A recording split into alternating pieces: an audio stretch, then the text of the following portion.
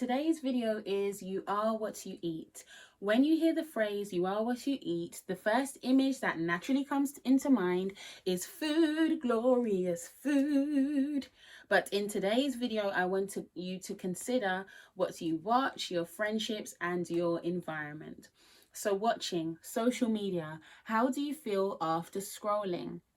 I would strongly suggest that if you don't have an agenda for social media, come off. What do I mean? If you're not promoting business, ministry, or something of the like, unless you have the self-control to use it for a certain amount of time, then come off. So if you're just using it for your peruse, your social time, you want to relax, just measure it, measure that thing.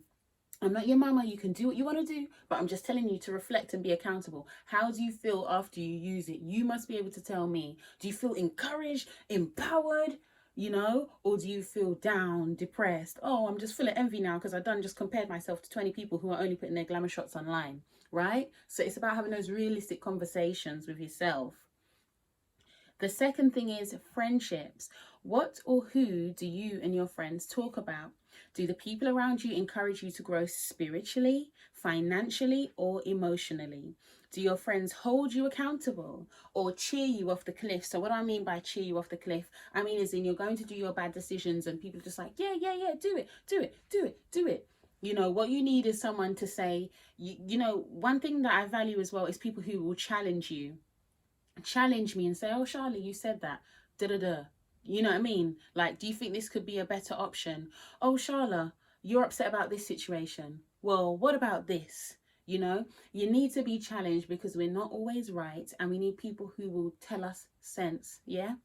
Help me to be sensible. So fill yourself up with people around you who are educating, people that you can learn from, people that you admire something about their character, you admire their life. So it's reciprocal. It's a reciprocal and beneficial relationship for all of you. Surroundings, your home. Is your home cluttered or is it a place of peace, right?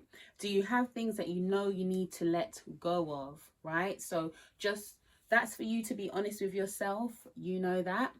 And if you need guidance with that, you can check my website and check the Organize My Dreams coaching session. And I can give you some tips and speak to you personally and encourage you in the ways that you need to be encouraged and give practical advice for your specific situation. But you should have the accountability to look around and say, do you know what? Maybe I could be living a bit better than this. Maybe there's a better way. Maybe I'm tired of the mental stress, the physical stress, and I just want to do something differently, right? Because they say insanity is doing the same thing and expecting a different result. By now, okay, you know what?